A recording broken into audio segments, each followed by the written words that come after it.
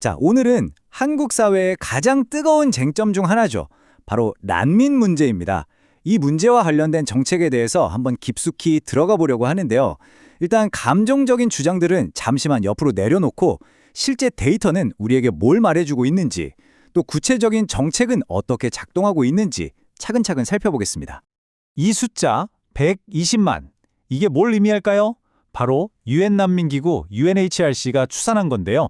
2018년 딱 한 해 동안에만 전 세계에서 재정착이 필요했던 난민의 수가 무려 120만 명이라는 겁니다.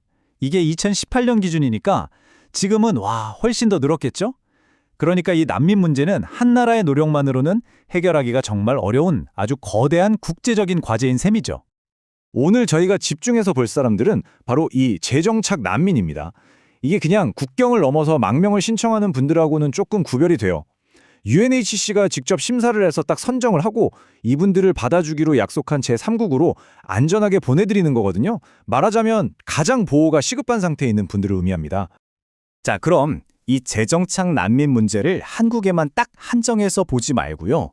시야를 좀 더 넓혀서 전 세계적인 관점에서 먼저 한번 짚어볼게요. 이 거대한 흐름 속에서 한국은 과연 어떤 위치에 있을까요? 사실 우리나라도 이 국제적인 노력에 동참하고 있습니다. 세계에서는 28번째, 아시아에서는 일본에 이어서 두 번째로 이 재정착 난민 제도를 도입했거든요. 국제사회의 일원으로서 우리도 책임을 다하겠다, 이런 의지를 보여준 아주 중요한 발걸음이었습니다. 그런데 말이죠. 국제사회에서는 이렇게 책임을 다하는 모습을 보이는데 정작 우리나라 안에서는 이 난민 수용 문제가 엄청나게 뜨거운 감자가 됐단 말이죠. 도대체 왜 그런 걸까요? 네, 바로 그 지점입니다. 대체 왜 이렇게까지 논쟁이 뜨거울까? 지금부터는 한국 사회 내부의 목소리, 그 핵심 주장들을 하나씩 뜯어보겠습니다. 난민 수용을 반대하는 목소리를 들어보면 크게 한 세 가지로 나눠볼 수 있어요. 첫째는 정치적인 건데 우리나라 안보는 괜찮을까? 하는 거죠. 둘째는 사회적인 거, 범죄가 늘어나거나 사회가 시끄러워지는 거 아니야? 하는 두려움. 그리고 마지막으로 문화적인 걱정, 우리가 가진 고유한 정체성이나 가치관이 흔들리는 건 아닐까? 하는 겁니다. 그리고 이 모든 걱정들, 그 밑바닥을 쭉 따라가 보면 아주 현실적인 문제랑 딱 마주하게 돼요. 바로 돈 문제, 경제적인 부담이죠. 한정되어 있는 복지, 의료, 교육 같은 우리 자원을 이분들과 나눠야 한다는 생각. 결국 이 모든 부담이 우리 세금으로 돌아올 거라는 그런 현실적인 걱정 때문입니다. 그러다 보니까 결국 이런 아주 날카로운 지론이 나오는 겁니다. 아니, 왜 우리 다 얼굴도 모르는 낯선 사람들을 지원해야 하는데? 이 한 문장에 사실 난민 문제에 대한 대중의 경제적인 불안감과 회의적인 시선이 아주 직접적으로 담겨 있는 거죠. 자, 이렇게 찬반 주장이 팽팽하잖아요? 그럼 이제 이 추상적인 논쟁에서 잠시 빠져나와서 그래서 실제로는 어땠는데 이걸 한번 들여다보죠. 구체적인 사례를 통해서요.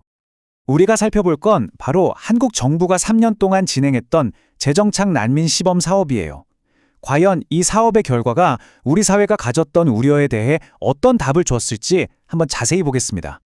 정부가 이 시범 사업 대상으로 미얀마 소수민족인 카렌족 난민 가족들을 선택했어요. 이분들이 태국 난민 캠프에서 아주 오랫동안 지내오셨던 분들이죠. 이분들을 우리나라로 모셔오는 과정이 이게 그냥 막 데려오는 게 아니고요. 아주 체계적이에요. 먼저 유엔 난민기구가 추천을 하고 그럼 우리 정부 담당자가 직접 현지 가서 면접을 봅니다. 그리고 한국 오시기 전에 사전 교육도 받으시고 입국하고 나서는 본격적으로 정착 지원을 받게 되는 거죠. 여기서 진짜 중요한 게 바로 초기 집중 지원입니다. 한국에 도착하자마자 출입국 외국인 지원센터라는 곳에서 6개월 동안 정말 집중적으로 한국어랑 한국 문화를 배우는 거예요. 한국 사회에 적응할 준비를 하는 일종의 워밍업 기간인 셈이죠. 자, 바로 이 부분. 여기가 정말 흥미롭습니다. 우리가 앞에서 제일 걱정했던 게 뭐였죠? 바로 경제적인 부담이었잖아요. 그런데 결과는 어땠을까요? 정말 놀랍게도 정반대였습니다. 시범 사업에 참여했던 성인 난민들은요, 초기 적응 기간만 딱 끝나니까 대부분 일장일을 구해서 우리 노동시장의 일원이 되셨다는 겁니다. 아이들도 마찬가지였어요. 학교 다닐 나이의 아이들은 전부 다 우리 공교육 시스템 안으로 들어와서 학교에 잘 다니게 됐고요.